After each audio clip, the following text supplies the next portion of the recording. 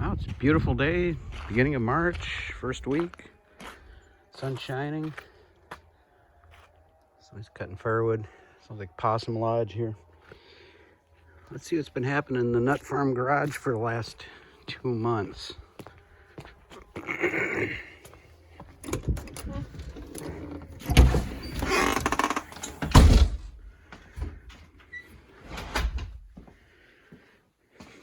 Well, here's been my project.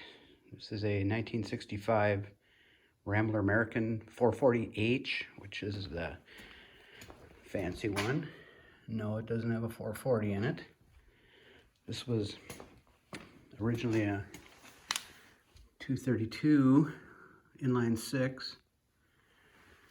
I've had this car since November of 2014. I was originally going to put a LS in it. I had a 4.8 and then a 5-speed, but it just ended up having too many issues with engine size and fitting into the engine bay. I had originally put a small block 350 in one of these when I was in high school, back in, oh God, 81 or so. Excuse me. So what I did is went a little different direction. I put a Jeep 4.0 with the AX15 5-speed. Let's see if we can get this hood open. Oh, gotta set you down.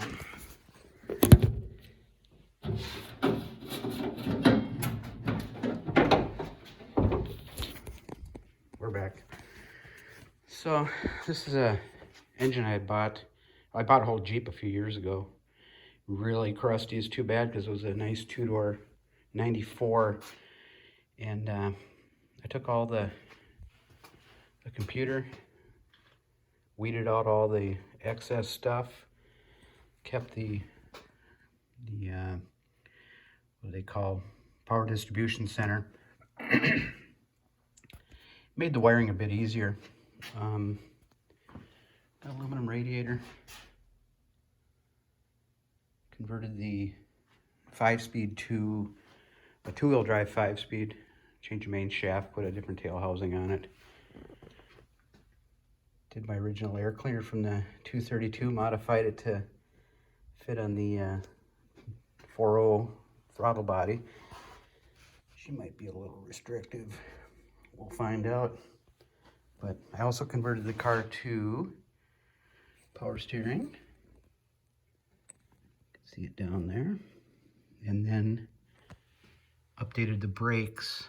I've got a Willwood adjustable proportioning valve, a new master cylinder, and then a disc brake kit on the front that uses,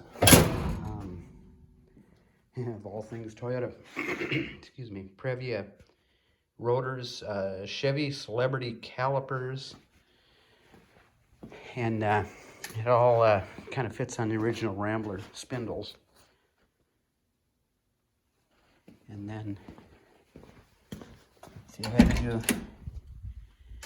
Here's the interior. I went through and rewired the whole car. It's all new wiring harness in it.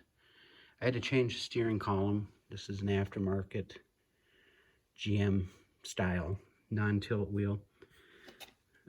Had to make my own clutch pedal and brake pedal assembly. Modified the floor. An AX15 5-speed is just a little bit larger than the original 3-speed Borg-Warner automatic that was in here. But I got all the stuff working on the dash. Interior is actually not horrible in this car. But I'd been sitting on my other garage for about 6 years, and the mice literally moved into this thing. So the first job when I started working on it again was mouse eviction, but it's got a lot of trim in here. Headliner's decent. Gotta do some, no rust in the floors in the passenger compartment. They look pretty good, but I gotta, when it gets a little nicer weather out, I'll clean up the floors better and paint them, and then put some carpeting down. Door panels are decent. Got all the windows to work. It is a hard top. And then rear axle is a 9-inch or 8-inch Ford from like that's similar to like a Mustang or like a Maverick used. I don't have the really cool, funky looking hubcaps on the back because I couldn't get the Rambler wheels to fit on this axle. The bolt pattern's the same, but where the center is here on the Rambler is smaller. So I can't put the Rambler hubcaps on here because the Rambler has little notches that they fit into around the rim. The rim's a little bit different.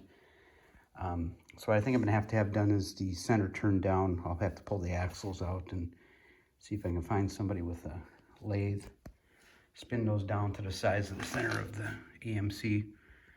But this got all new brakes, all new brake lines, hoses, all brake parts are new.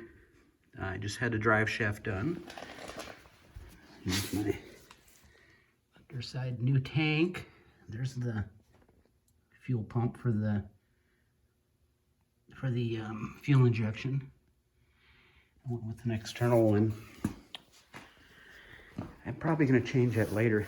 This tank is like a reproduction for an early Mustang, and this car had a bit of a rusty floor trunk, so I did the Mustang gas tank thing because the gas tank is the floor. So, and then the batteries in the trunk kind of ran out of space underneath the hood. All in all, fairly solid car, but there was a little bit of rust in the trunk. So I had to make my own filler neck. I was able to keep the original Rambler cap and location. So, but they now make a tank like this, but for setup with an internal pump for fuel injection. So I might do that later. I just wanted to get it so it drives right now. So,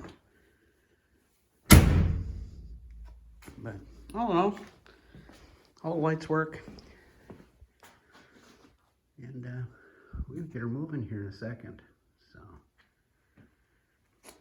she's a good 20-footer, I would say. Otherwise, not bad. I'm not gonna do full body work on this one, but there you are.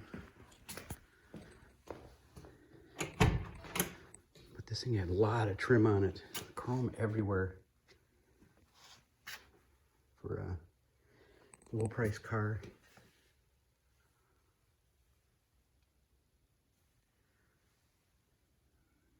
Well, we're gonna get her rolling here. So yeah, that's been my project.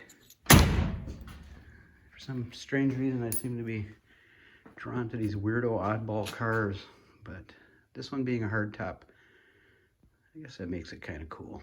Should drive good with the 5-speed and everything, and it starts and runs nice. The engine's a little tired, but we'll deal with that later. At least all the glass is good.